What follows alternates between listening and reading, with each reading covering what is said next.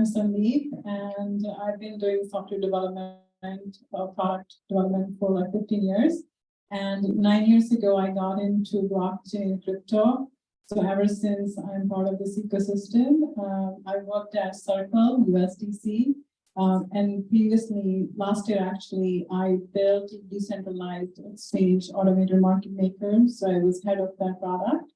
And now I'm a managing partner at Int'l Ventures. So I started this venture this year only. We do IT consulting, which is mainly focused on Web 3.0 and also AI. That's our niche. And we work with family offices, funds on alternative investment and do fundraising for startups. So that's the ratio. Thanks for having me here. Thanks. My name is Samra Cosby. I am the Chief Innovation Officer at a university advisory called Research. It's short for Resurgence. I spent about 25 years in traditional financial, I'd say 20 years in traditional financial services. Then I moved into tech and fintech. So did a lot in the emerging technology space. What I do right now with my advisory is I advise startups, emerging tech startups, as well as governments and various other agencies on the risks and regulations around emerging technology. So blockchain, crypto, stable coins, all of those things. So it's not just governments, but also agencies like the World Economic Forum, United Nations, etc. So I have that traditional and non-traditional background. Yeah, I think it's very good. You mentioned traditional finance and non-traditional finance. I used to work as a finance analyst, actually from the work as a quant. So we have been working in many strategies for the trading and also investment of things. But I think today, DeFi is totally different from that. So my question is, actually it's not my question. We collect some questions from our community, and also today we have some attendees online. They posed a question there. So I think the first question is, what's the difference between DeFi and the traditional finance? Take that first, because I was head of decentralized finance last year. So in easy way, we can say, by the way, anyways, any one of you or Degen here who has swapped some tokens or staked, provided liquidity. So, okay, yeah. So you do that, great.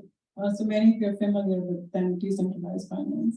I think, yeah, I mean, in shorter way, we say decentralized finance is on blockchain, and it's something that's accessible 24/7. It's much faster and cheaper. So that's just the definition. But the way I see it, the idea behind decentralized finance is we want to make move money on internet as flawless and easy the way we can communicate today on internet. When we send email or on social media, that's so easy. It doesn't matter which country, if you're in the US, you're in Europe or in Asia, right? You can access from anywhere. But when it comes to finance, it's still not doable, right? In traditional finance, the current system we all have bank account, right? Our credit card is linked to the bank account. And then we do all the transactions. Every purchase we make, we just use our credit card or Apple Pay, right? So basically, end of the day, that's linked to our banking account. So actually, I want to share one, a real experience, and we all have faced this. So I have a friend, he just moved from Ukraine 4 months ago. He's doing well, he has his business. And when he came here, he has to open a bank account. The first thing they're asking, do you have a utility bill, right? Can you show your lease? I mean, he just barely moved here. Okay, now he wants to rent an apartment. When he's going to rent a building, they're saying, oh, do you have a bank account? Right? That's something you face. It's like one or the other, right? And that's the lengthy process. That's what traditional finance is, right? In order for us to have a bank account at the beginning, we do have to give all the lengthy paperwork that you have to do.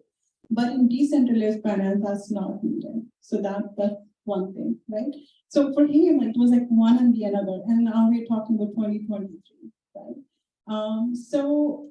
But at the same time, this guy is doing extremely well. He has one company in Ukraine, one company in Poland. He can easily afford an apartment in New York City. He can open a bank account. If he shows that he has so much money in his digital wallet, which is equivalent to USD dollar, then there is no issue at all. And that's where I see the difference about like how decentralized finance is different than traditional finance. Thanks. I do agree. I think one of the main purposes of decentralized finance is to reduce that friction. Just even taking out a mortgage, as you've got to show them years and years of your income and bank statements and tax returns and things like that. So decentralized finance removes all that friction, and really there is this embedded trust within that system. It's centralized finance is basically a centralized group of institutions, including central banks and these large financial institutions who make the rules. And basically, you've got to either abide by the rules and give them what they need, what they require, even if there's no need for that, but you've got to play by those rules. In decentralized finance, which is really, the technology side, it's enabled by emerging technologies like blockchain and smart contracts, and internet enabled, and like you said, 24/7. Aside from all of that, there is an embedded trust. You do not need to prove a lot of these things, like your income, your I guess your history, your FICO score and all of those things. So the other aspect of it is the sovereignty of your own data, the transparency part of it that's there. Traditional financial markets are, and finance basically is pretty opaque. If you want to talk about that, there's that very big problem with that as well.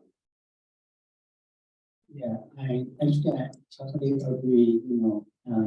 You were talking about the user experience when foreigner came to this country, opens a bank. Yeah, so today is really special. We talk about Web3, and we cover Web3 ecosystem.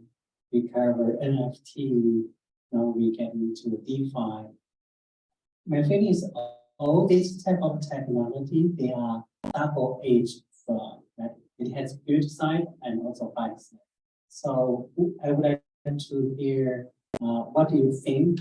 What is the good? What is the bad for the DeFi?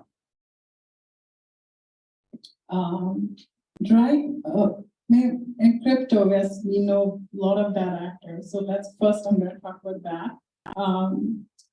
We talk about one is smart contract risk, right? So yes, it's smart. The name is smart for sure. But end of the day, smart is encoded. Smart contracts are written by us, created by human beings. And these smart contracts are prone to errors. There are always so many issues. And especially in this DNA age, it depends to programmer how hard they want to work. And they really want to improve their skill set and produce a really good smart contract where you feel it's kind of secure enough. But actually, we live in this age where it's a lot of it's copy paste. And that's one of the issues we see with smart contracts. So, especially during bull market in 2021, I think it was March 2021 or June.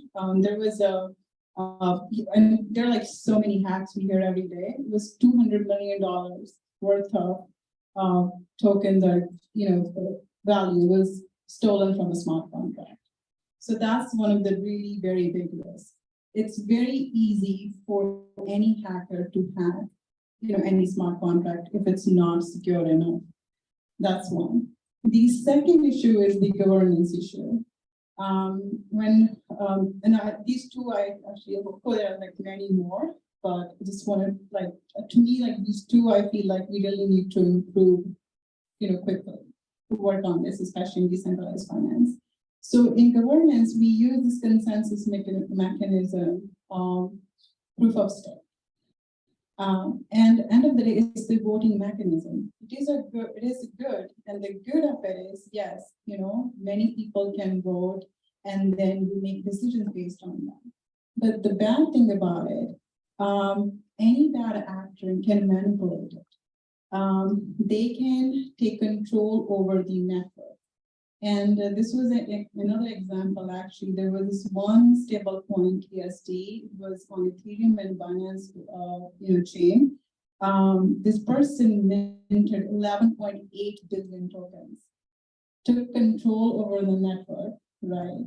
And then basically just traded on Pancake Swap. So that's another very big hack. So things like that, I think that really need to resolve soon, and that's where regulators would have to jump in. But the problem with it is not the technology itself, it's the people, end of the day. I mean, smart contract, yeah, we are human beings, of course, we're gonna make many errors. When we write, it depends, how good the smart contract is written. Then to improve that, you can have a smart contract or contract audit. Right, different audit services, they audited, at least that gives some kind of, security, I would say. At least it's, reviewed by certain people, right? It's not going to be perfect, but still, it's not like just some, few people just in the room, they coded something, minted some money, registered a company in Cayman Island, came up with $1 billion of token, copied the code from open source, put together decentralized exchange, and then just distributed it and got rich.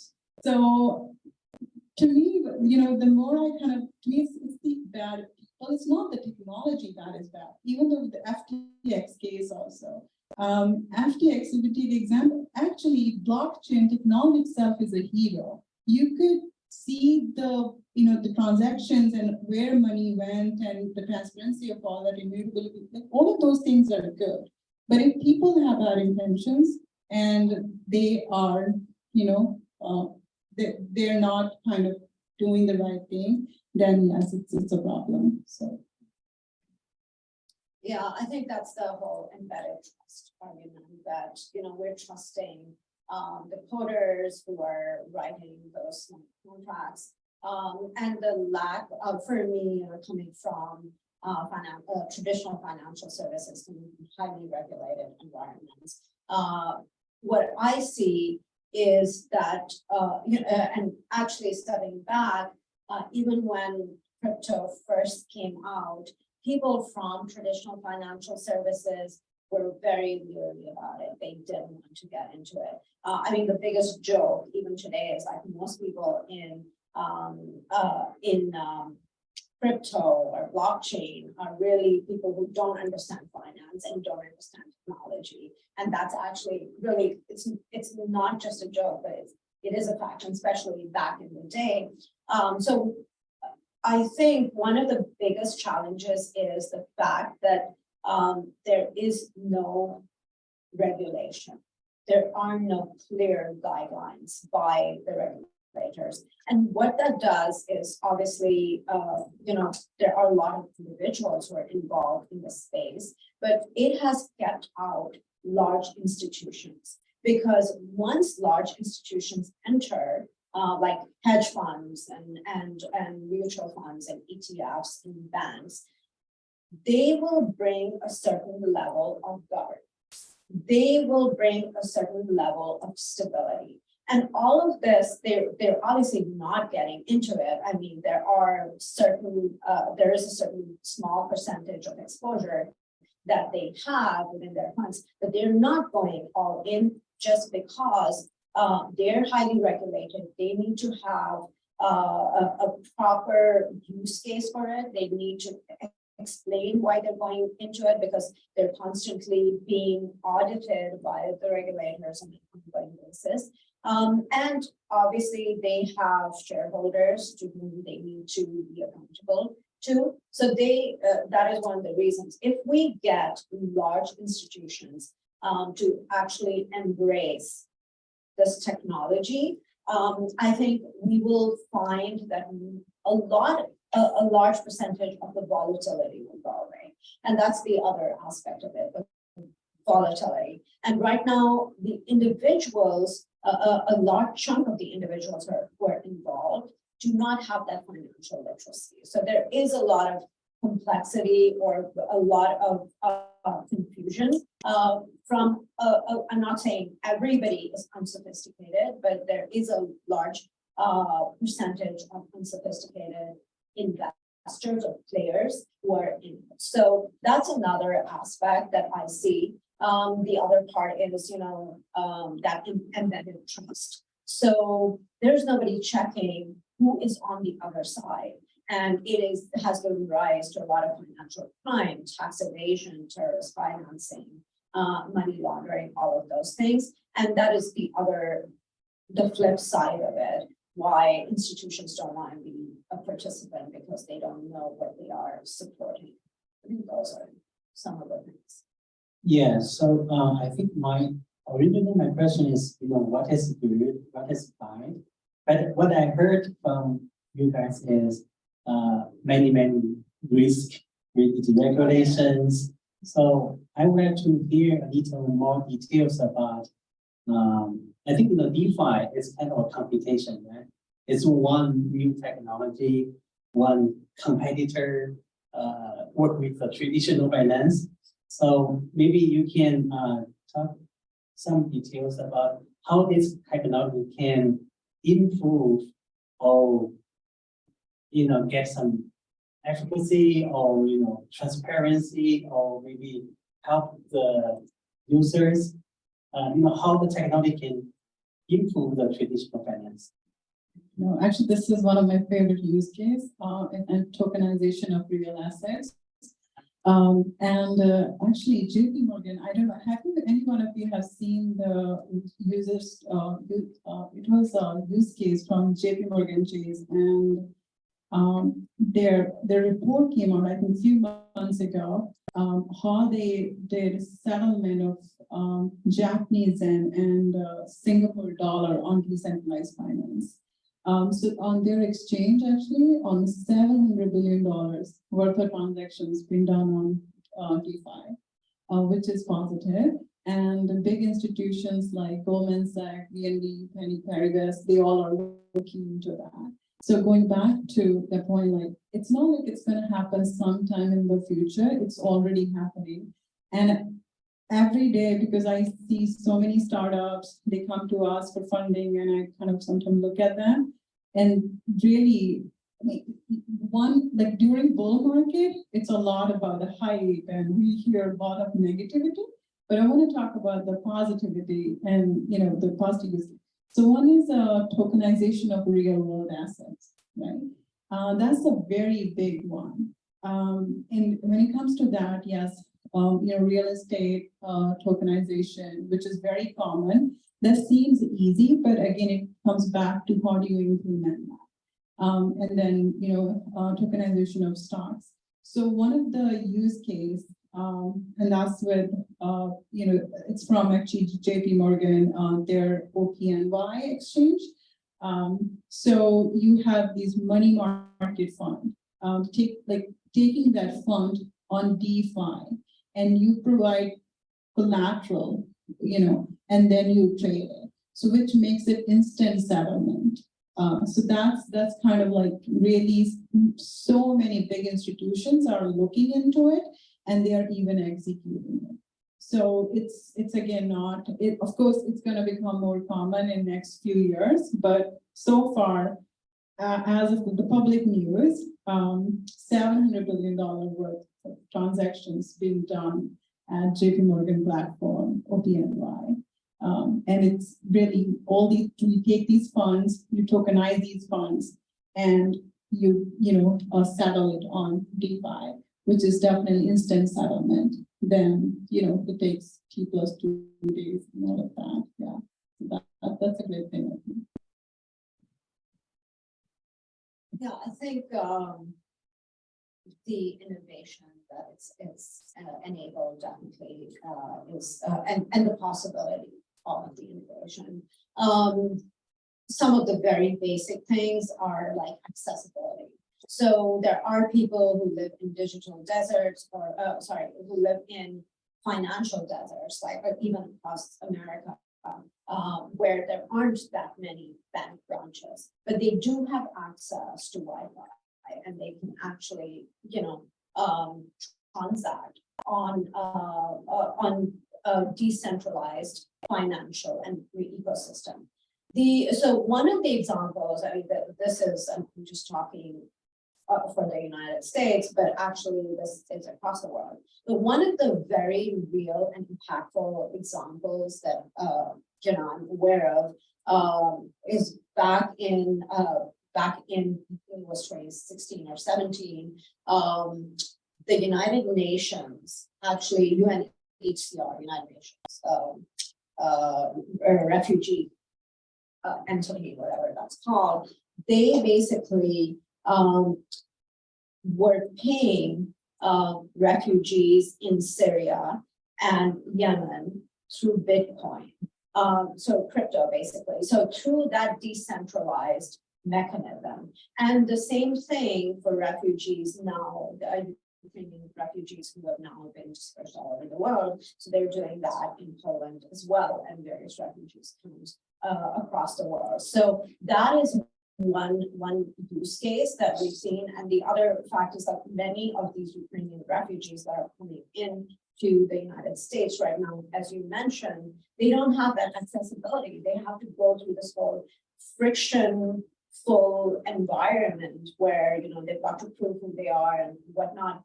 If they come through a certain channel, through the United Nations, basically they are given a wallet. And in that wallet, they have certain amount of I'm not exactly sure whether it's what other people say that, but they are basically given digital assets which will allow them to survive for a certain number of weeks and months before they can get fully immersed into the system. And obviously afterwards they're onboarded by the government. So the government helps them get those bank accounts and all that. But they have this very short window of time in which they need obviously to transact, to buy groceries, do certain things, so they can do it through that. So that is another use case, which is pretty much on a humanitarian level. Yeah, we are very happy. So definitely, the new technology can do something for us. Recently, the BTC price is very close to 30,000 now. And I have many friends, they told me, okay, Jason, we got into another cycle. We are so excited. I think all these type of things are kind of risk for us. We would like to hear a little bit about the regulations. The regulation can definitely reduce the risk, right?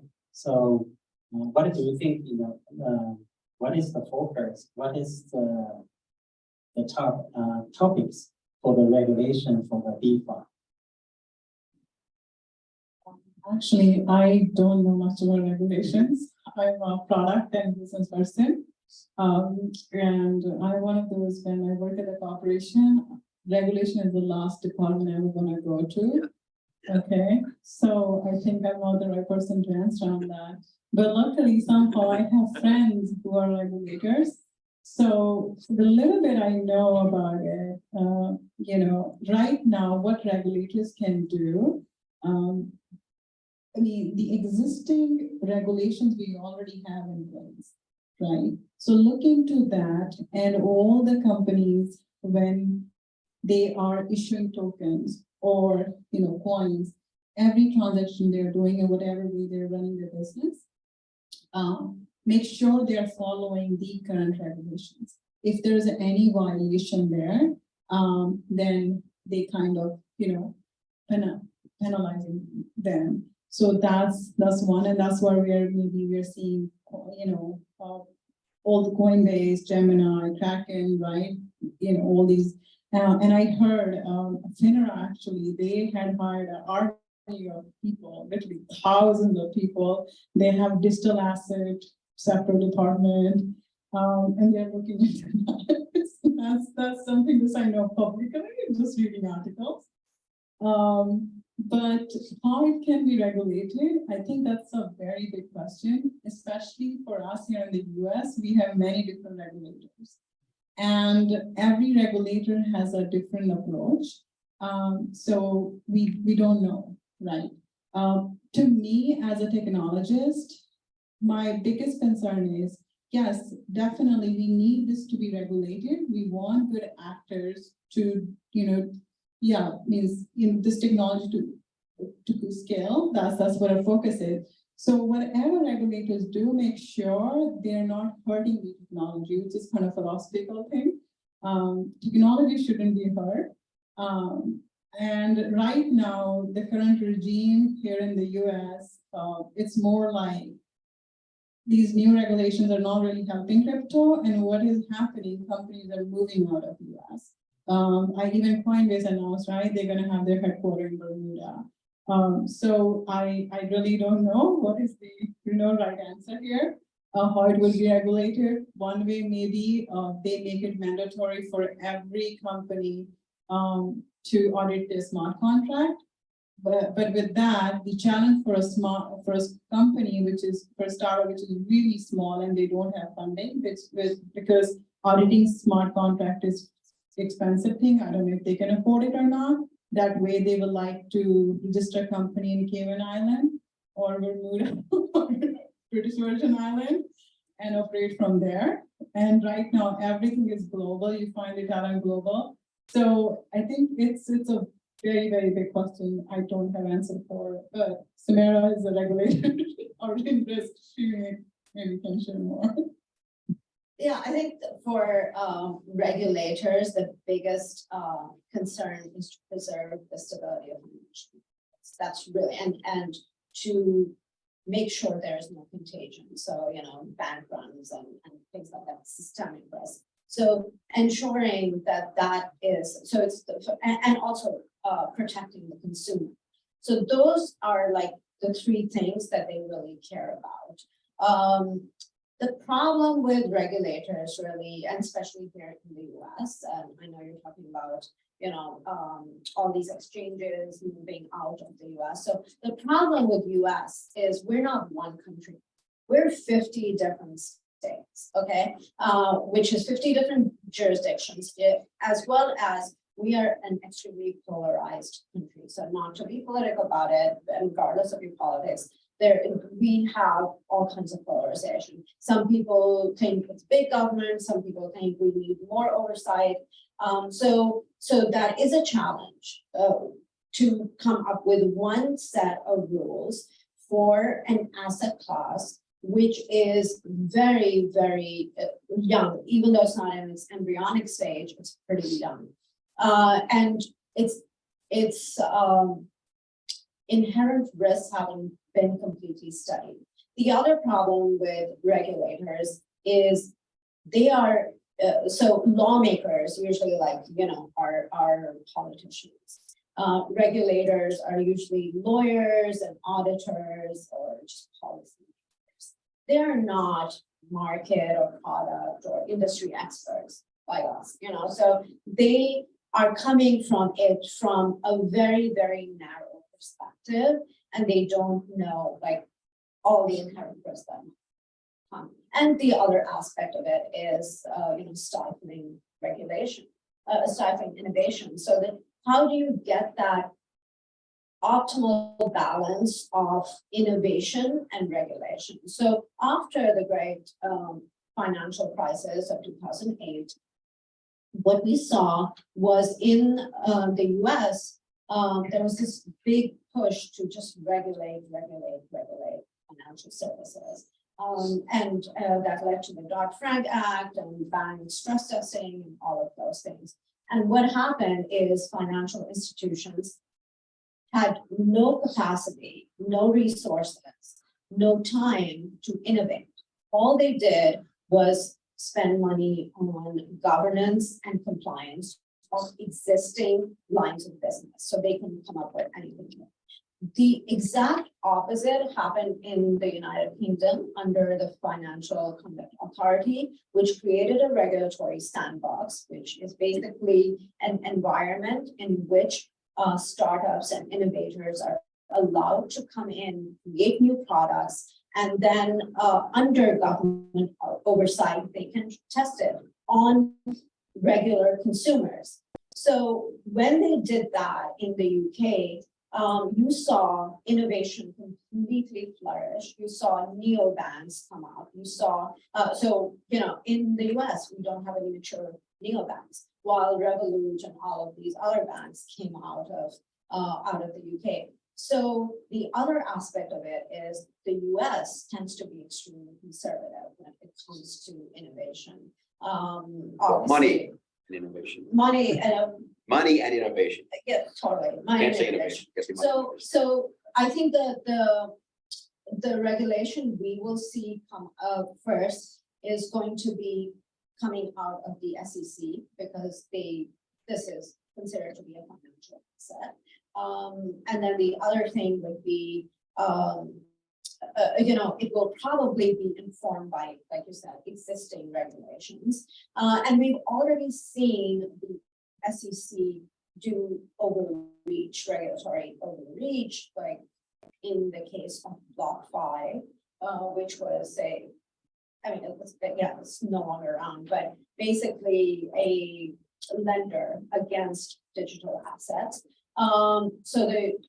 Even though the regulators did not have any formalized regulation around digital assets, they slapped BlockFi with a huge fine, hundreds of millions of dollars.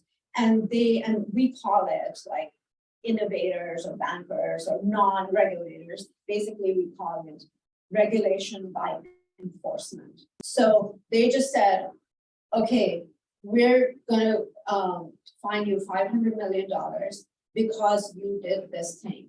And even though we never said this is wrong, but we think it's wrong because some analysis we did is proving that this is wrong. So now Coinbase has just put SEC on notice and said, you better come up with regulatory guidance. So I think there's going to be this push from all the players and a lot of heat being put on the regulators to actually act. They've been dragging their feet basically at this point. And they are doing something that is exactly in conflict with their ideology of stabilizing financial markets, because the longer they drag their feet, the more they encourage these exchanges and participants to go overseas. So the biggest problem with FTX was a lack of governance, which could have been completely addressed had that exchange been here in the US under operating under some kind of regulatory guidance. Going to Cayman, going to Bermuda and all of these other places, there is no governance there. That is why people move there, because there aren't guidelines. So I think that's how we see regulation. Yeah, definitely, as one of the professionals working in the blockchain industry, definitely we welcome regulations to make things easy for us. Okay, anyway, so regulation is a tough topic. Let's move on an easy one. Okay, so DeFi. Okay, DeFi is one. I gotta say here, it's really hard when you see Steph Curry on a commercial for FTX. I'm being honest, as a US citizen. Because I'm thinking, well, if she's invested, it must have been vetted. I just assumed it was vetted. I think a lot of people thought it was vetted. So it's not just a governance, it's also perception. A plausible deniability is used, as you know, as a regulator, when it's not in place. That's the thing that bothered me the most, right? Was just that why are you having people that have a reach of a billion people, like Oprah Winfrey kind of thing? Why are they selling something that hasn't been vetted themselves? That was surprising to me. I just wanted to interject that, but I think Jason's right to move on the topic. Yeah.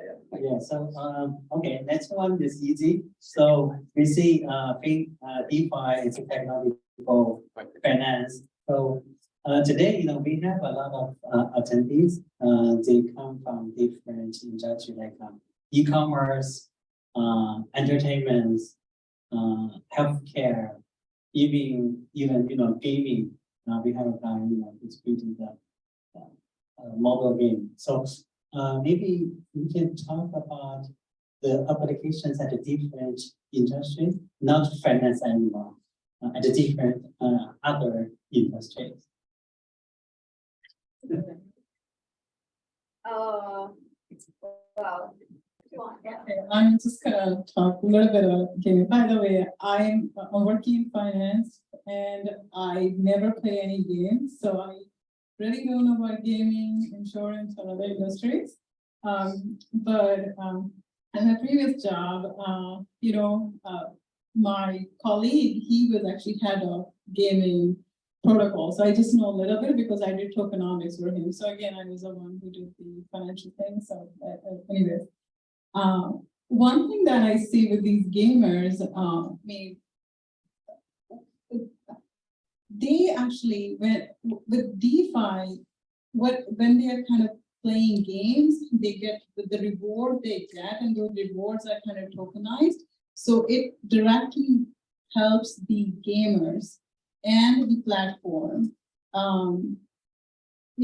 That's kind of definitely I don't know. To me, this sounds weird. So you play games and you make money with that, really? Like you don't have to do any hard work. Sounds weird to me. But actually, this is very true. Many people, they just play games and they negotiate on that, and then they kind of get tokenized, and then they can, trade those tokens on the exchange and all of that. So that's becoming a very common use case. I know another thing, metaverse is pretty big. People are talking a lot about metaverse. For me, when it comes to metaverse, it feels so real, but again, the VR technology, and there was a good use of that. So I think I can speak more on that. Maybe someone else. So also I come from financial services, but with the retail has a huge use case, especially if we're talking about the metaverse. So Nike created these sneakers just for the metaverse. So you can't actually buy physical versions of those sneakers, and they are only sold in the metaverse, and you can trade them and so on and so forth. So that's one use case of all, and same with some of the luxury retailers who will partner with other non-luxury retailers, come up with a hybrid product that is, that you can actually negotiate prices or bid on. So not Roblox for children, but Roblox for adults now. Yes. Yeah. Yes. Right? That's what we're talking about. Yes, exactly. So that's one aspect of it. The other, I guess insurance is kind of finance, but I didn't talk about insurance as well. But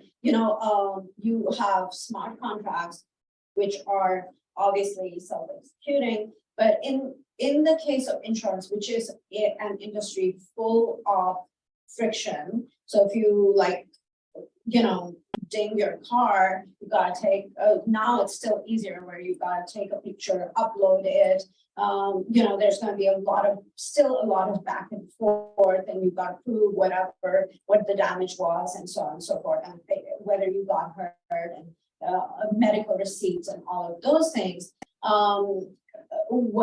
What can happen is like, there is a self-executing smart contract that gives the parameters that, okay, if the car was hit by a certain velocity, or if it hit a lamppost, this is what you're supposed to get for it. If you've just broken a light, if you hit a lamppost at this angle, you've probably broken a light, and you're just going to be getting this much money for it. This is how the reimbursement is going to be, instead of going through a lot of back and forth. Most common, and I see that most impactful will be for weather-related calamities, where you could say that if the flooding level or the precipitation level is so much, there's been so much flooding in your house, and you're probably going to be you should probably receive this much compensation. That kind of So with that in perspective, you're talking about removing the adjuster from the equation and automating some other tasks, right? exactly.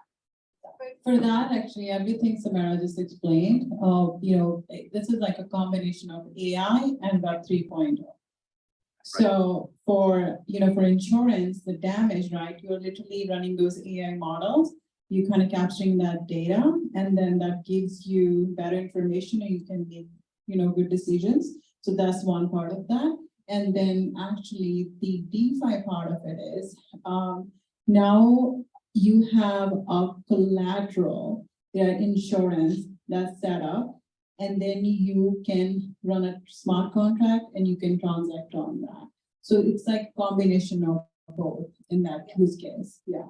So AI is one, but then you can, basically then it becomes a back-end brain, right? At the back end, it's all decentralized, basically decentralized finance. And, you kind of. Here's a really stupid question for those that don't know. So if I don't have crypto, do I need crypto for DeFi? In other words, if I'm getting work done by an insurance company. The insurance company's already paid the contractor. I don't know what money they paid them, and I just know they're going to come and do the work. It's accepted. So I'm only asking, how does a wallet? There was talk about the wallet previously. Does a wallet play a role in DeFi at all, or is that absolutely need to be there? Or? So right now, yes, you have to have a wallet, and your crypto is stored in a wallet, right? Actually, again, practically speaking, means we talk about now May 2023, right? We are still using, US dollar for every transaction, right? So in the future, right now, there's not any company, where you will say, okay, here's my digital wallet. I have, there's a decentralized finance running in, and you can compensate your digital tokens, right? In the future, will that be the case? Yes, guaranteed. And the way I kind of like vision it, 100 years ago, gold was a money. We came up with paper money, and we say it's easy to kind of move around, right? So I think the shift right now in decentralized, the first use case that we're seeing that is already happening is in trading and settlement, right? So that's kind of, but then eventually it would be, okay, our US dollar is equivalent to USD, that whatever token we are using, right? And then we can just use those tokens to make daily purchases. So that's what the goal is in DeFi, yeah. Or many banks, I think central banks, they're also working on digital dollar, right? Centralized digital dollar. So if that comes up, if that would be the case, this is all like up for discussion. Cool. So maybe we can make a quick conclusion. So then I will pass my microphone to the audience, and we can have a Q&A session. So what is the future for DeFi as you think? I think it's probably going to be ubiquitous. It's going to get embedded across industries. So, even right now, I feel like every company is a tech company, every company is also a financial services company, because you can, at some point during your customer journey, you can transact in some way, shape, or form with them. What I see, actually, my view might be very different from you, but my view is that we will see a redefining of money. It will more. I can say with 100% confidence, we will see credit cards just going away. Yeah, and then I see like a hybrid of digital currency, which is like crypto and, as you mentioned, central bank digital currencies and so on and so forth. But I also see fiat having a role. So I don't see fiat going away. I see that we will redefine money in the next phase of finance, and that will include decentralized finance. And there we will definitely see that happen. So I think those are like two. I think for me, my personal thing that I do not like at all, wire transfer. Every time I do a wire transfer, the moment I see, the fee, $25, $35, whatever, that drives me crazy. I'm like, why pay such a high fee, right? When I know on decentralized finance, that can be fractionalized. Even actually one of your professors from MIT, Algorand, right? He's a founder of Algorand. On that's a really very cheap layer one protocol. I think the fee is something like 0.00001, something like that. It's really dirt cheap when you do the transaction, right? So it's again, we like, okay, one thing is a token, and the other thing is this technology behind it. And then we talk about fiat. So, the way we can see it, okay, you have fiat, that's the real value. You have you tokenize it and represent it with a token. And now you, rather than using all these intermediaries and the technology that we have, which is very expensive, you now settle with token. Right? Once you do that, the wire fee, that would be very, very cheap, right? So something like solving that with technology, and of course, you still have equivalent dollar value there. But to make a transaction, now you're using decentralized finance, you're using this technology. To me, that's something I want to be solved pretty soon, because I don't want to keep paying such a high fee for many more years. I think that's not a good thing. Second is definitely settlement, right? Still, we have T+1, T+2, all these intermediaries playing a role, and settlement takes so long, which is again very equivalent to that. And I know even USDC, this Circle company is based here too in Boston, and they have partnered with big firms like BlackRock, all of that.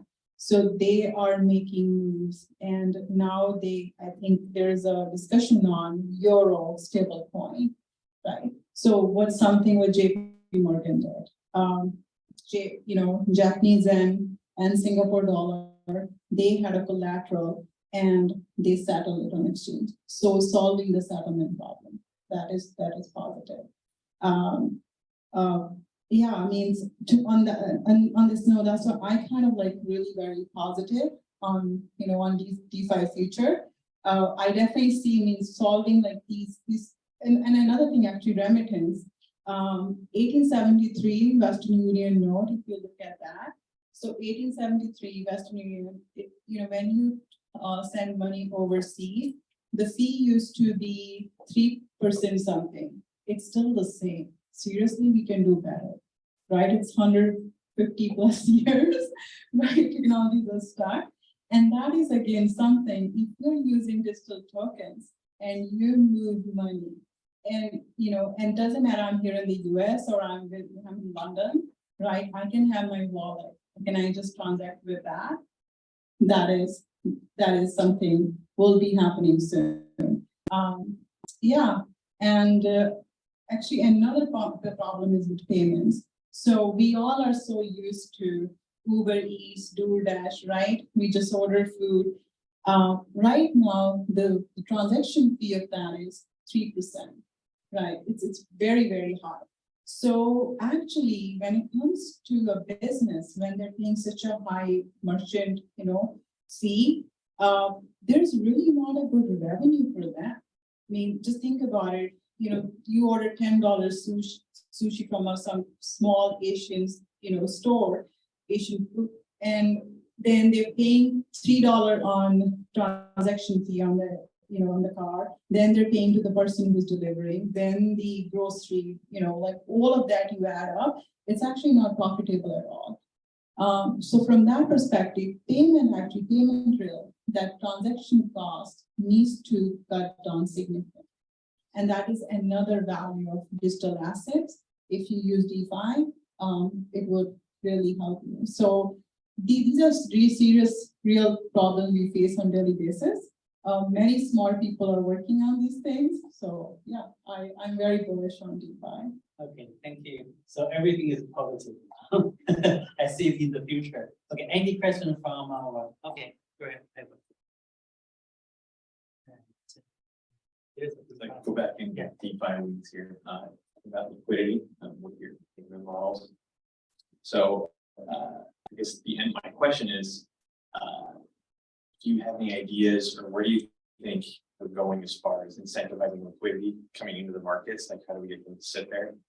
My perspective was back in DeFi summer, your lending protocols coming in compound, things like that, which brings an incentive from a borrowing side. So if there's borrowing demand, and we bring in liquidity on the collateral side, and you have Ethereum native stable coins like LUSD coming in, which is more borrowing. We're creating capital by putting up Ethereum's collateral and bringing in more. And then we have Curve in 2020 brings in a vote escrow, a V tokenomics model, which you can lock up some tokens and direct emissions. But though all those emissions are probably coming in I think 2026-ish. And then we have the perpetual exchanges who are taking fees, doing 100% fee share. So your general liquidity pool GLP over on Arbitrum, which is very, I think works. But if the casino stops, if the traders stop losing, then those fees dry up.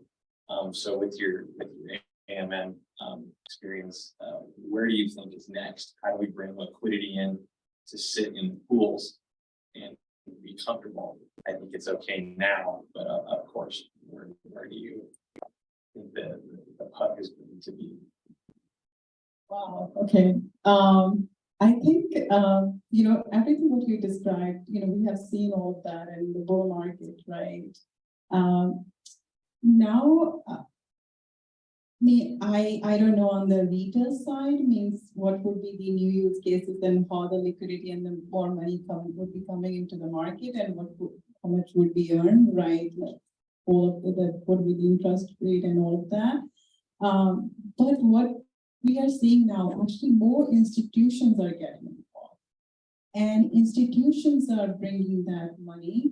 And for one thing, with many investors, they kind of bored, collecting Apple and stuff, Facebook and Amazon, all of that. So you always need new products where you see you can earn good interest, right?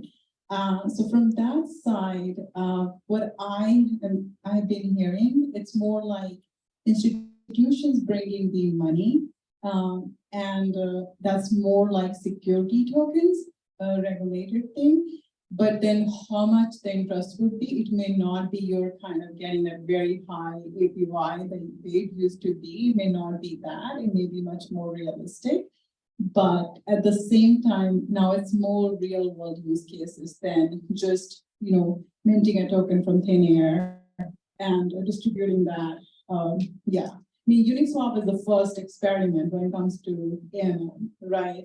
And it was like their 4-year distribution curve, and that's I think still. Well, Uniswap was forced to introduce the token after SushiSwap, Vampire back then. So, I mean, I guess, do you think institutions might, when these emission curves run, do you think they might take an opportunity because anyone can create a token. Like, Yeah. what if BlackRock comes in and says, hey, we have a loan escrow token and we will do profit sharing to our AMM pools. If our fellow investors come in, I mean, what is stopping them from taking, adopting these DeFi primitives that are attractive to liquidity? Regulatory so. risk. Well, yeah, I mean, we can launch securities tokens. So do you think that is on the menu? I think I mentioned that earlier on, like the lack of regulation is what is, the lack of guidance is what's keeping these people out. So that, and I know, that all these institutions who have a ton of money, like, BlackRock is the largest real estate investor out there. So, they have a ton of money and also a ton of assets that can be tokenized. So they really want to get into it. And they just don't also, it's kind of like, okay, if we just jump into it without the regulation, the fines that they're going to pay are not going to make it worth it.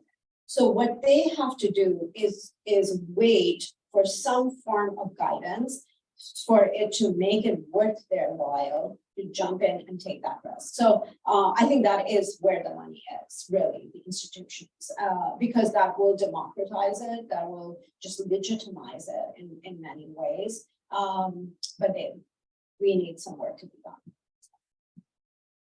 But though, I think I mentioned that too earlier, it's mainly funds, right? You have money market fund, you have mutual funds, right? So basically tokenizing those funds, and then that will definitely create like a lot of liquidity into the market, right? You tokenize real estate. And it used to be only very selective institutional people, they will have access to the best investment opportunities, right? But with DeFi, now it can be much more wider, and a lot of liquidity, which was closed, now it will be more open. So this is something that I have been seeing, even though, with family offices, high net worth individuals, let's say Rolex, do you trade everything, right? You trade everything, you trade on alternate trading systems. So, you take a Rolex, you use AI, right? You see like, what is the best price for this? Take that, then create a fund, tokenize it, then trade on DeFi, right? And see how much you can earn, and that can be a good product. But again, I mean, there's not any magic, pill there where I can say, oh, you know what, you're gonna make 100% or 25%, right? We don't know what that value is. But yeah, this is something definitely like, the real asset and tokenizing and trading it and having more liquidity, access to more liquidity, and people kind of using that's become very, very common, very common. Hope that was helpful. Okay. We can talk later. Last question. Well, great discussion, by the way. So I know you mentioned beginning borderless transactions, and I think one of the ways that a lot of people interact with that are remittances. I know you mentioned Western Union has a 3% fee. Why do you, what do you think can boost the adoption rate, or what do you think is are the biggest hindrances to the adoption rate of crypto or decentralized finance into remittances? Do you think it's more an issue of technology or infrastructure, and how do companies in the space overcome those barriers? It's definitely technology and infrastructure. We have making progress, no doubt, but it is a long road. Still, smart contracts, there are so many flaws, it's not secure enough, right? So, for example, last year, I was actually on a round table with Rise Barclays, and one of the HSBC executive mentioned, they do 1.5 trillion transactions per day, right? There's no way any blockchain we have today ready to take that number. Like, forget it. no, right? So especially when it comes to payment, the issue that I shared, so you know that like Ethereum gas price is high, right? You can only do certain transactions per second. That's why now even they came up with this new idea of sharding, right? And the zero whatever, like, yeah, there's so many terms out there. So the thing is, right now, every blockchain we have, and we see how many transactions. So actually, Stellar is pretty good, and they do, I don't know, I think 10,000 plus transactions per second. But when it comes to Visa and MasterCard, they do so many transactions per second. Right now, the load is much higher. So if the blockchain is not ready to handle that much load, then the system gonna collapse, right? So that's where we really, as a technologist, need to come up with new ideas, improve the technology, and then make sure like it's sustainable and it can take the load. And once that will happen, we will have that breakthrough. Then it's just gonna be, adoption gonna be very, very high. Right. It's more like, when Apple Pay came with Apple Pay back in 2014. And I remember in New York City, Whole Foods was the first store you could use, Apple Pay there. And I would always go there during lunchtime from my office. And because I loved, using Apple Pay. And my colleague actually, he even, he's like, oh, you're again at, Whole Foods, right? I'm like, yeah. He's like, of course, taking, carrying your wallet, taking the card out, swiping it, putting it back in your office. I'm like, that's exhausting. Right? So that's like one thing, right? It's like, oh, that's exhausting, but you can just click a button and you're done. So same thing in payments. So many people, even big corporations like IBM, they partner with MasterCard. So MasterCard itself heavily looking into digital assets, and they're trying to see means how the existing system they have, but using this new technology, and we can improve the payment system because it's just not sustainable the way, the use case I mentioned, right? I mean, merchant they pay such a high fee. So that's where we are. That's what at least I know. But if you guys have more information, go ahead, share with each other. So, Thank you. Okay, thank you, and especially thank you for the guys. If you have any questions, we have time.